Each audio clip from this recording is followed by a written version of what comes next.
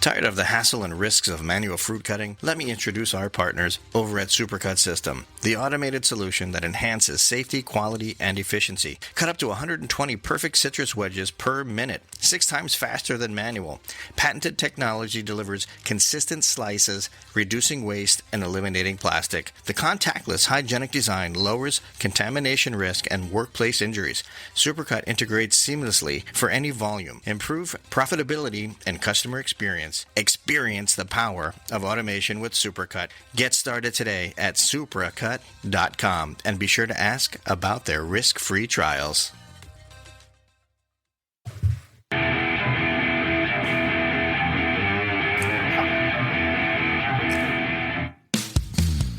Hello, Food Fam. This is the Walk and Talk podcast, where you will find the perfect blend of food, fun, and cooking knowledge. I'm your host, Carl Fiadini. Welcome to the #1 food podcast in the country. We're recording on site at Ibis Images Studios, where food photography comes alive, and I get to eat it.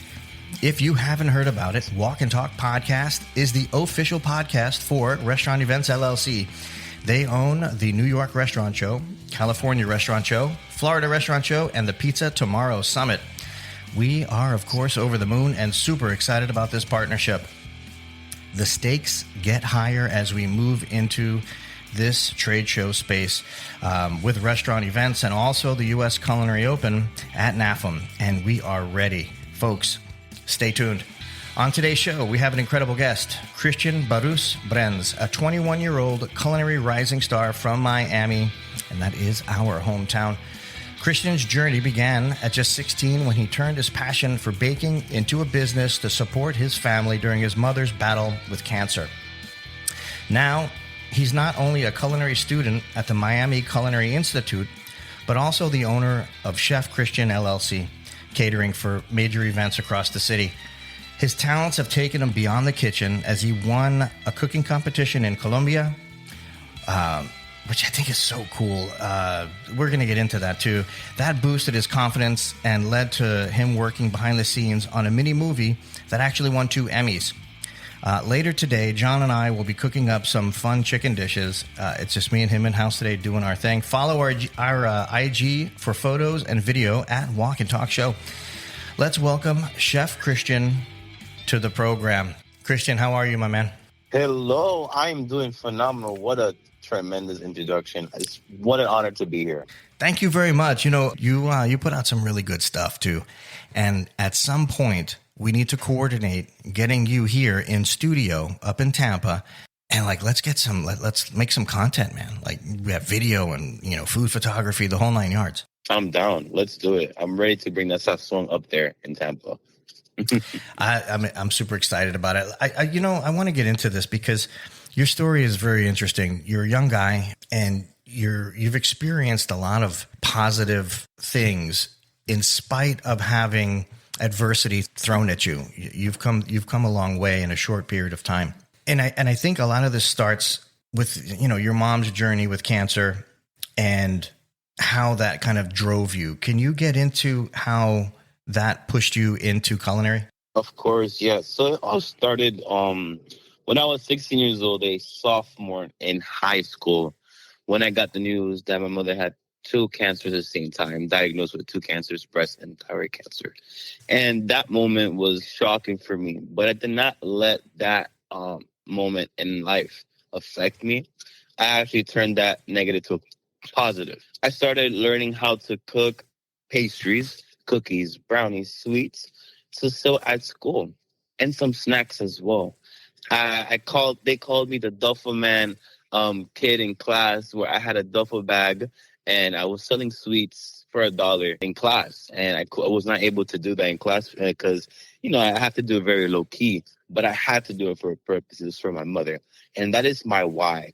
So a lot of people ask, what is your why? And my mother is my why. And honestly, that really changed my perspective in life in 2 different aspects, right? And becoming an entrepreneur and learning my passion, which is cooking.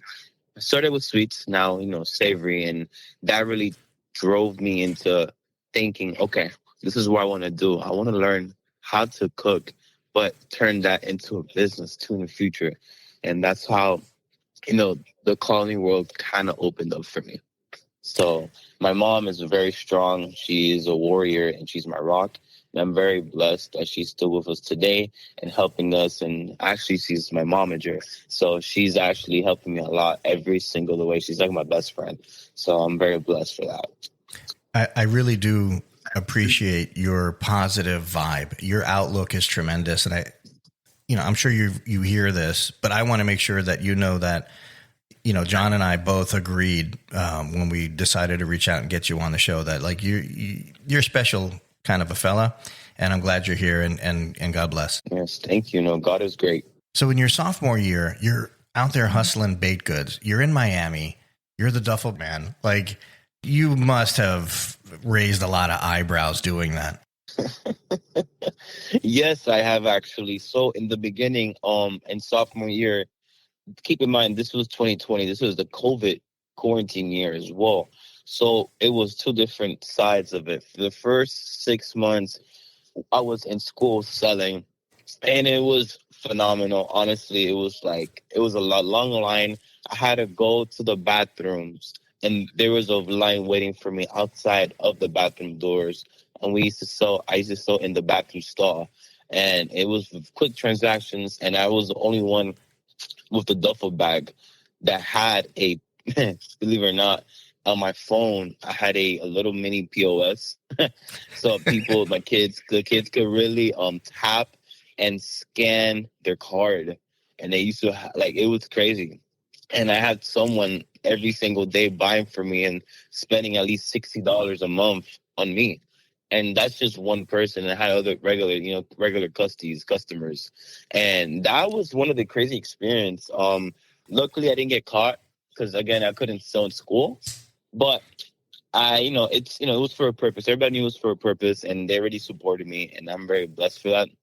But that was one of the craziest stories because going every day to the bathroom and you see a full line of people, and it raised some eyebrows, but luckily it didn't get to the administration of the school, so I didn't get caught. But, it was crazy. And then sell out before lunch. I sold out in 3 hours, and I used to bring around 200-300 items.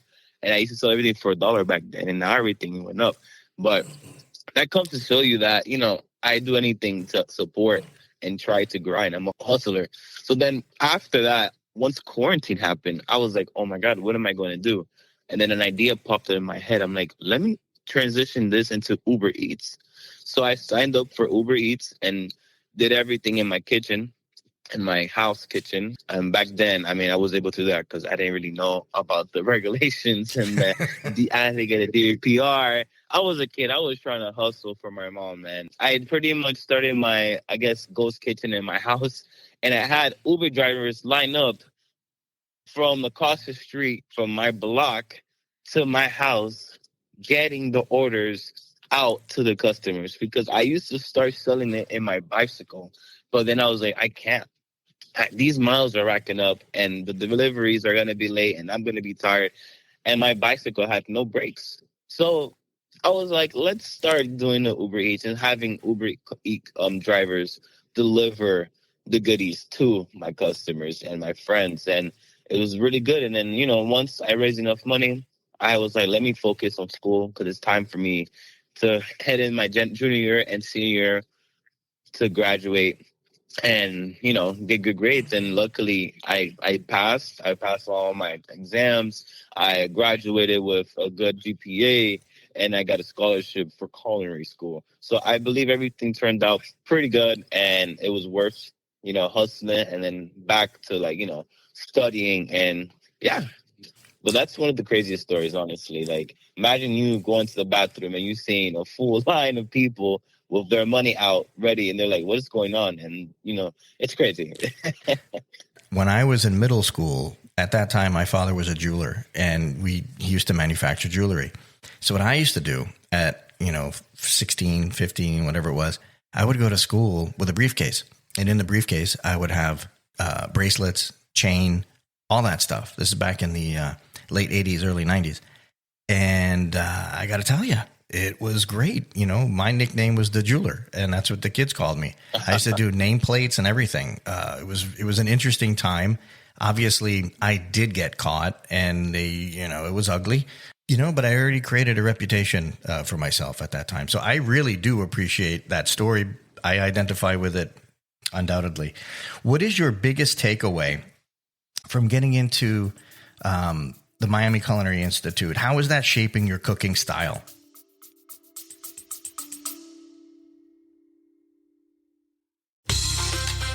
Chefs and food buyers, let me tell you about a product that will generate new excitement on your menu. Fully cooked, pasture-raised, all-natural Australian lamb from Aussie Select. Their award-winning, handcrafted, innovative products are blended with the finest spices and amazing flavors. Options include agave rosemary, tikka masala, lamb pastrami, and lamb prime rib roast. Available sliced or whole with a long shelf life too. Find out more at AussieSelect.com.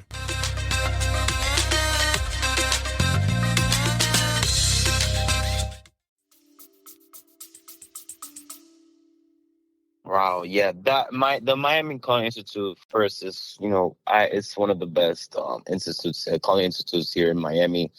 I'm just very blessed and honored to receive a scholarship from there. 2 years ago, when I was 19, I received a scholarship, and I was like, okay, I'm gonna learn, take advantage of all these different opportunities that that Miami-Dade College provides me.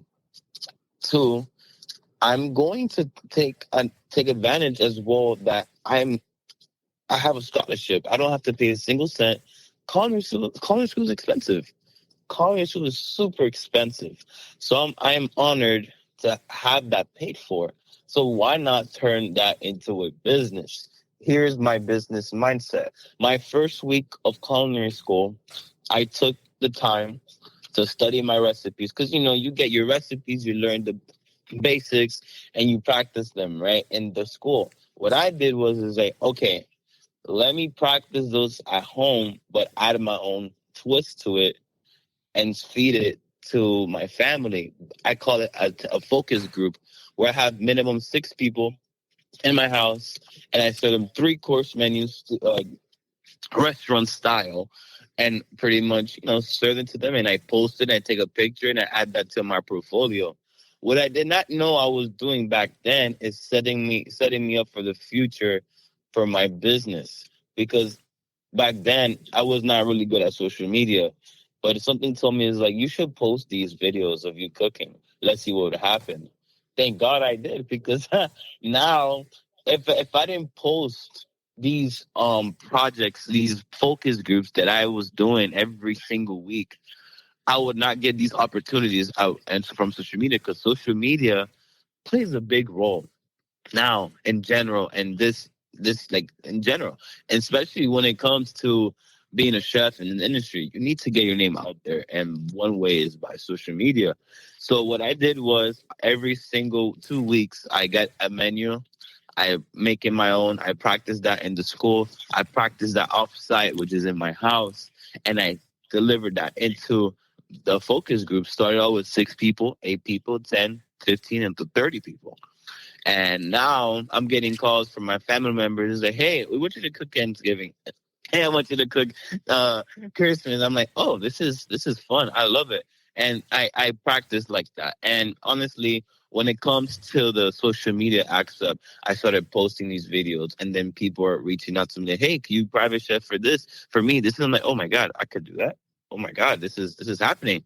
Then I receive a call from a casting from Colombia, and they tell me, we want you to be on a TV show, everything paid for. At first, I thought that was a scam. I told them, give me 1 second. I'm going to send you my manager's phone number, which is my mother. And I call him, hey, Mom, can you act like my manager so you can, so we can see if this is real or not? And then my mom was like, this is real. Let's go to Colombia. And then the rest is history. Those are the opportunities I've received in the beginning, just for just posting my passion. It's all about connecting my passion to that social media aspect, and then it will just start to grow. I didn't know at first I could really do it, but people from social media supported me, supported my vision, supported my passion, supported what I love to do, which is cooking, and all connecting my story, my roots in that plate. It's phenomenal. I think that you're a 45-year-old man trapped in a 20-year-old body. That's what I think. 21-year-old body. Because the things you're saying and how you're executing, you're further down the road than most people your age. So congratulations to you on that. You need to know that. Wow. Thank you. This is the first time I'm hearing 45 because people tell me I'm like 26, 27, but 45. Wow. On your execution, you're talking like you've been doing this for 25 years is what I'm saying. Oh, wow. Wow. That gives me chills. Cafecito Brownie. I know that holds a special place to you in your heart. Oof. How did you come up with that? I need you to give the how and the why. Cafecito Brownie, the 2-time award-winning signature Cafecito Brownie, started off after my mother was diagnosed with breast and thyroid cancer. I was in the motion of selling my brownies. Then my father passed away suddenly, like unexpectedly. That was another obstacle in life that I had to go through. I turned everything that's negative to a positive, like I discussed earlier. And I pretty much turned that moment into as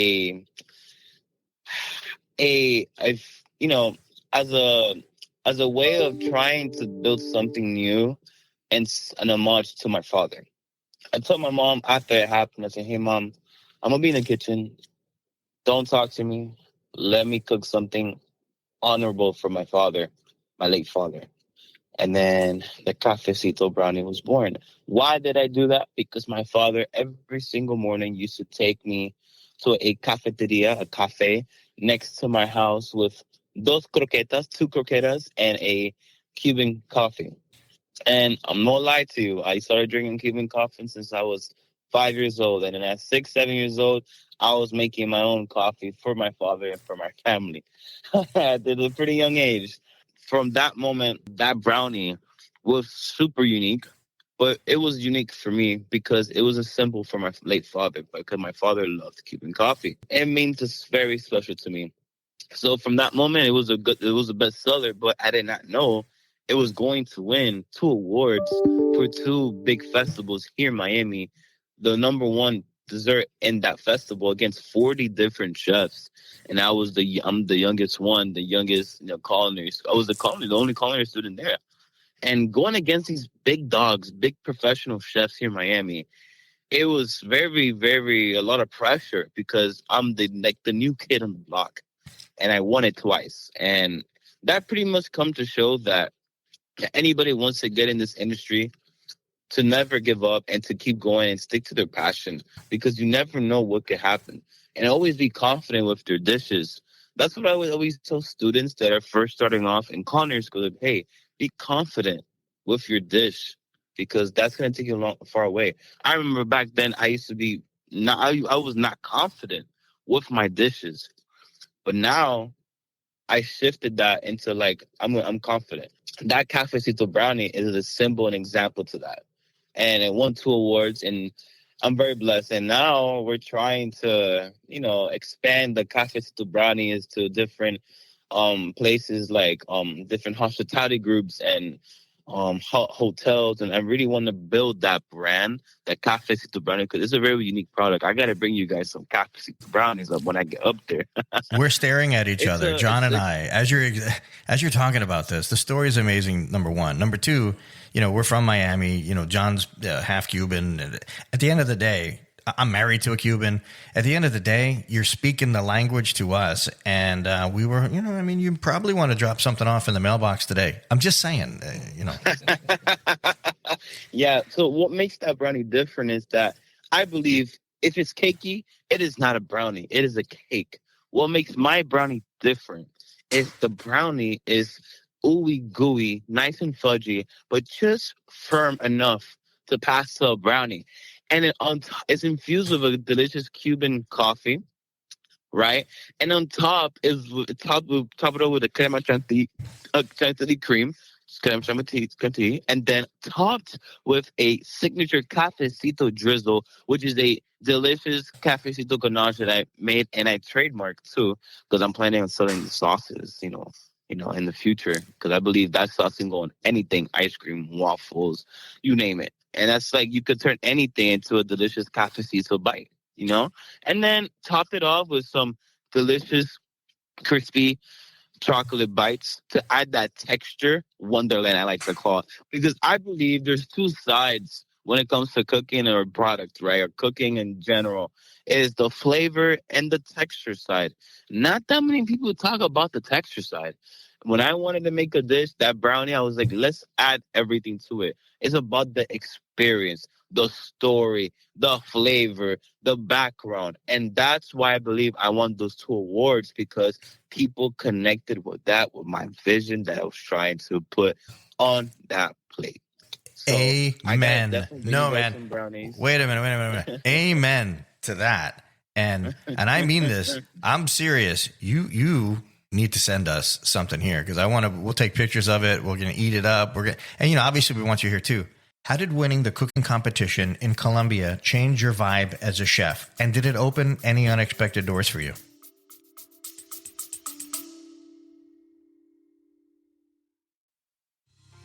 Elevate your dining experience with Rack Porcelain USA. As the exclusive tableware brand for the Walk and Talk podcast, Rack combines exceptional craftsmanship with innovative design. Whether you're a chef, a restaurant owner, or a food enthusiast, Rack's high-quality porcelain products will enhance every meal.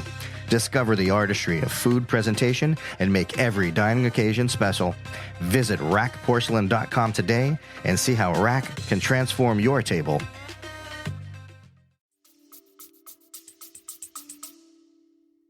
Oh, yes. So when I was doing the focus groups, that was one of the calls that I received. And the cooking show is called Batalla en Abuela's Kitchen. Pretty much is a phenomenal concept, a reality cooking TV show, which is abuelas, which is grandmas, versus Gen Z. Obviously, I'm the Gen Z. And pretty much, it was a cooking show where we had to cook against the grandmas, and it's currently is on Roku right now, streaming for free. And I got flown out to Colombia. And it was a great experience. First, so it was for 5 days. The altitude in Colombia is ridiculous. I think they knew that they wanted me to wait 3 days to get used to the altitude, because the first 2 days I was throwing up. Won't lie to you. I didn't want to eat anything. I was like sick because the altitude is crazy. I was like, what is going on? I don't know if I'm going to win this competition. What is going on? And then my mom was right there next to me. She was like, relax. You got this. I was like, yeah, but my stomach hurts. What part of Colombia were you in? Oh, yeah, the beautiful city of Bogota. Bogota, it's phenomenal. I love the culture there. I love Colombian food. We have it here all the time in Miami, but something over there is different. Over there, having it there with the culture, the music, the people, it's a whole different vibe. And it's cheap. The plate is $6. Over here it's $20. Everything there is cheap. I was like, this is phenomenal. But I did love it. Everything was great. But then the third day I was feeling good. And that's when I got the producer, and we were ready for you to shoot the show. We got to a VIP minivan. We went to a big production studio where they film all these movies. And I was like, this is the life I want to be in. Like, this is phenomenal. This TV life, the movie life, this industry, this is what I want to do. Because I love to share my story, my personality in TV in general, I like to do, because I believe I have that power that I could do that. And I love it. So I got in, and then keep in mind, this is all Spanish. And my Spanish, well, back then was not as good as it is today. It's a little bit better today, but this was all Spanish. So I was nervous out of the gates. Nervous. There was a lot of pressure on me because I am I'm an upcoming chef, culinary student, first year. You have to learn and talk and speak a lot of Spanish to be on that show. I just tried my best. I use Duolingo, right? I try my best to really to make this work because I don't believe in like I don't want any excuses. I just want to just try my best. This was like a whole production team. It was a big team. Very, very blessed. Shout out. I want to give a shout out to Monica Casting. She's the one that casted me my first ever my first ever show, and she really, she's phenomenal. So boom, I got in there. It was, keep in mind, 7 a.m. to 8 p.m. shoot. So my first time ever 16-hour shoot. It taught me a lot. It gave me the most pressure ever. I was literally shaking, like legit shaking when I was cutting up those bell peppers to make a sofrito. And it was crazy. And because there was a lot of cameras on me, there were bright lights. My first round, there was 2 rounds, right? The first one against the 3 Gen Zs. I was cooking Mexican food. I made fajitas. I got selected fajitas. I had to get a box, and I selected a paper, and it said, you have to cook fajitas. And I love fajitas. I had them in Chili's multiple times. I kind of know what a little bit fajitas are. So what made my fajitas different? I made it with chicken and steak, and I infused pineapple and deglaze it with brandy. So that's my little, the sweet and salty give it that extra kick of flavor. I was like, let me flambe this pineapple, and then it got a lot of oohs and ahs in the production in the back, and they're like, wow, this is different. It's like, I like to think outside the box and be very creative and try to stick to my roots and my Caribbean, my Latin roots, and I believe I'm kind of strong with that, right? And then boom, I won that first round, and my advantage was that the next round, everybody has to use a pacifier, but not me, because I'm able to taste my food because I won the first round. So everybody in the last 5 minutes are like, all right, time to put the pacifier on. And everybody couldn't taste their food. And I was like, oh, I'm going to take advantage of this. So I served myself a plate, and I tasted it, and the cameras, you'll see in the TV show, the cameras were watching, and I was dancing. I was like, oh, okay, Rico. It was funny. It was a fun moment. That last round was Cuban food. I'm like, oh, I got this. Cuban food. I live in Hialeah. This is Cuba. Like, this is literally I literally was raised in Cuba, technically, but in Hialeah. Honestly, I was around Cuban food all the time. So Hialeah is where I'm actually living. I love Hialeah. It's a great city, the best of the best, the city of progress. Cuban food is always in my area. So I love Cuban food, and I got selected bistec de la palomilla, which is a steak. Yeah. That dish is fire. Steak dish. Now, believe it or not, when I got that dish, I was like super confident, but very nervous that I selected the wrong part of the steak. Steak, I didn't know I was supposed to pound it out and tenderize it so I can make it tender. So me being me, I was nervous, and I just cooked it normal, and it was very tough. And what I did was I had time. So I got some onions. I deglazed it with some red wine, so it could give it that extra kick of flavor. And then I made a salad on the side with a delicious mango dressing. Then on the plate was rice, which is moro rice, which is black beans and white rice mixed together with the steak and the caramelized onions with that red wine reduction. Then I made some delicious crispy plantain chips so it can give that added texture on top, and cilantro sauce. Oh, that dish was good, but it was difficult because the judges were making it seem that it was bad. Because those judges were good. They were making me see I was going to lose. I was like, oh my God. And they're like, the steak is kind of tough, but the flavor is delicious. And then everybody else cooked a different dish from Cuba. Someone did ropa vieja, some did vaca frita. Everybody had some flaws. And I was like, oh my God, this is going to be a difficult choice. And then I got on the stage and they announced my name. And I was like, oh my God. I was shaking. I won a belt with a chancleta in the middle. Obviously, they didn't get to keep it because they had it. And that was actually like the last day of filming the whole show. But I'm on second. I'm on the second episode. So yeah, I won the episode. I won the show. Explain how winning that show segued into you getting snagged up into a mini movie that got 2 Emmys? Oof, that's a great question. Yeah, so from that same, well, first of all, after winning, I celebrated with my family. I celebrated with my family. I actually cooked the winning dishes to my family in my house. I hosted a mini party. And from that, really build up my confidence into be like, you know what? This is what I want to do. I love being on TV. But now I want to be on TV, with more, but like with more production, more of a task. And then I got the same call from the same casting. They told me, hey, he's doing a mini movie. It's very impactful. We want you to become the behind the scenes chef for the movie. And I was like, oh my God, this is what I want. I want to do this. And it was like, yeah, it's going to be 30 days, 30 days straight. It's a science type of like educational learning, but it ties up into a story.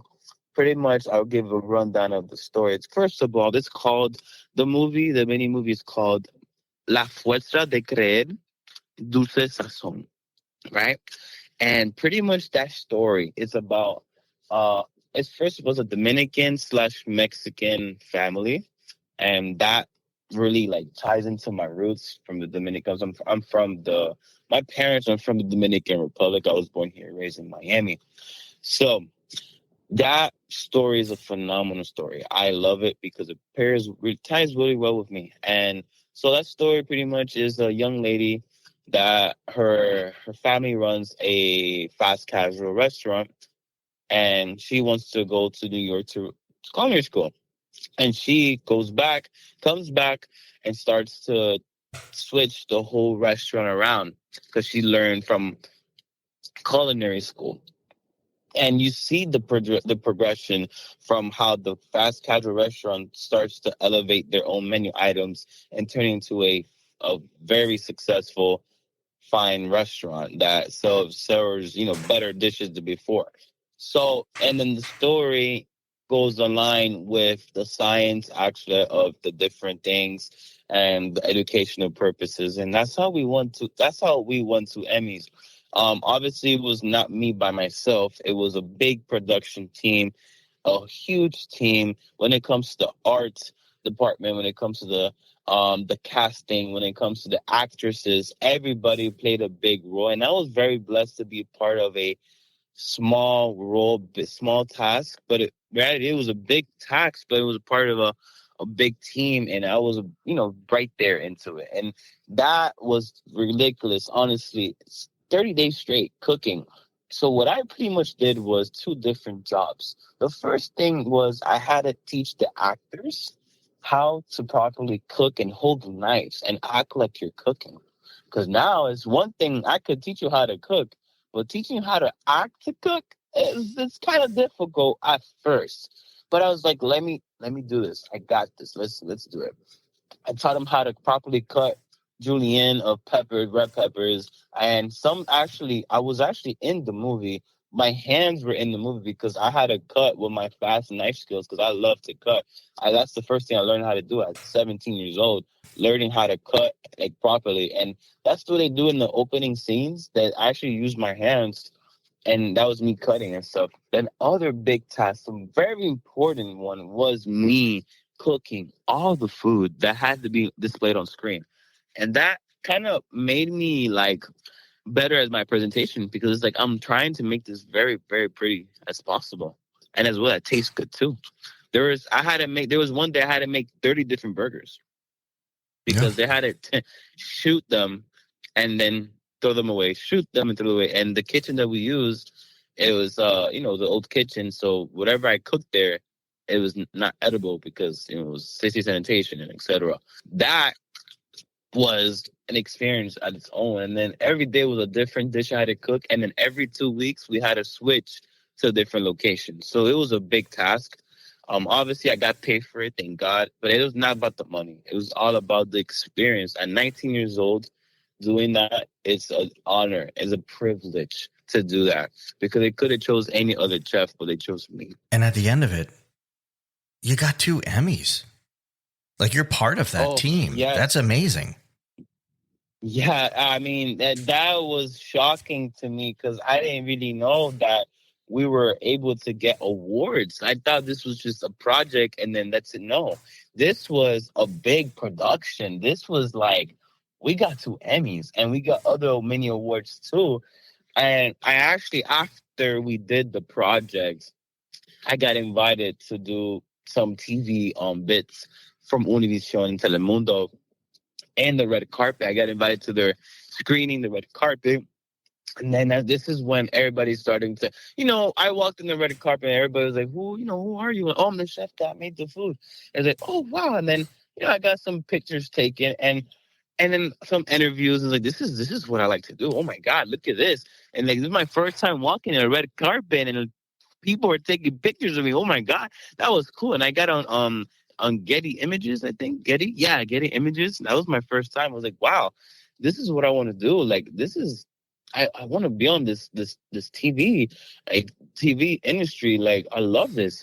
This is great because I love to interact with people. And this is all in Spanish, by the way. This is all in Spanish. That was like one of the best projects we've done, and I'm very blessed to see what's in store next. Now I'm really want to transition into a English, style. I want to, speak more English and get to the network style. Like, hopefully one day I get to be on Food Network and speak and like be that TV chef. Like, I want to be there, up there. Like, I feel like I have the energy, I have the power, I have the story, I have the connection. But time will tell. Being Chef Christian, and I don't know, man, it sounds like a wild ride. I want to shift gears. You mentioned wanting to start a foundation. What kind of projects are you excited about? What are you looking to get into? Oh, my mom always taught me to always give back and to impact as much as possible every single day. So I was like, let me turn that into a foundation. Once obviously I get the capital. So every quarter, I like to pretty much give back. And with my company, I like to give a certain percentage to the different foundations I work in here in Miami. About 4 to 5 different foundations and nonprofits. I give away my time and my food so we could impact and help people in need that needs food. And not just only food, like essentials like toothpaste, toothbrushes, clothes, different type of things that they could, get through the day and through the week. So, because I believe that, I like to give back. That's one thing I love to do. But I love to really, have someone smile from just eating our food. And we know that the food waste is a lot of food waste, but I'm trying to reduce a little bit and give some back to people that needs it. So that's what I like to do. So for my foundation, I want like to start in the few years when I have the capital. The foundation name is called Sin Frenos, which is no brakes, because I did not have any brakes on my bicycle when I was giving brownies and selling brownies to my customers and family members with the bike that had no brakes. And pretty much it's called No Breaks. It's me donating food to the homeless and to different charities and different nonprofits. And that's kind of what I have an idea for now. But obviously, with the years come by, it might switch up. But that's what I want to do because I believe that it's important to give back and impact your community no matter what. Listen, let me tell you something. John and I are just looking at each other over here as you're talking. So we want to be a part of whatever it is that you're doing with your foundation. And, perhaps we can even help drum up some cash to get that going too. We could talk about that off air, man. We're really compelled to want to be a part of something like that. Oh, wow. Thank you. Christian, looking ahead, I know you have big plans. You have big dreams. You want to expand in media. Where do you see yourself in the next 5 years? I love this question because, it's all about thinking ahead and what's next for the future. So I believe that first of all, I would love to expand my catering company, my food cart business, and my smash burger concept. That's the 3 things in the beginning at first. Then more towards the line, I want to see myself in big TV platforms where I get to really show off my personality and my creativity, my story, and how I can connect with people with just with me, my food, and my dish, right? And then from there, I'll hopefully get to start my own foundations and helping the people and etc. That's what I really want to do. And it's just expanding my brand and all in one. And that's what I want to do in these next 5 years. I usually ask this question to older, more matured chefs in the industry. But you know what? Where you are, I'm going to ask you anyway. If you could share a piece of advice with young peers, your peers starting out, what would it be? Don't wait for perfect. Start what you have and pour all your heart into it. Because this industry will test you. So you remember why you started and let your roots keep you grounded and always stay humble. Because the kitchen is a place of learning, no matter how far you come. And you have to love it too, right? Oh, yeah, you have to love it. You have to love what you're doing. That's your passion. And I feel like I get for the audience who are listening, I have to believe that you're picking up the emotion and vibe that I'm hearing over the phone. And I know you love it. I feel it. Chef, how do people find you? Yes, you guys can find me in all social media platforms at Chef Christian LLC. My goodness. When are you coming up here to visit? When? I don't want to, I need a date today. I want you to bring the brownies. Like, we got a lot of filming to do. We got a lot of stuff to do, man. We got a lot of stuff to do. I'm just saying it like that. Yes. I really want to go up after I graduate, once April 26th, maybe May-ish, Perfect. June, around the summer. I believe that would be perfect because that's what I don't have school. And I love to cook you guys up some delicious savory food. And, of course, my Cafecito Brownies. I got you guys. I love it. My man. Listen, we're coming up on that hard break. You are an amazing guy. Can't wait for you to get up here. We are going to do a lot of stuff together. Chef, thanks for being on. John, you're awesome as well. We are out.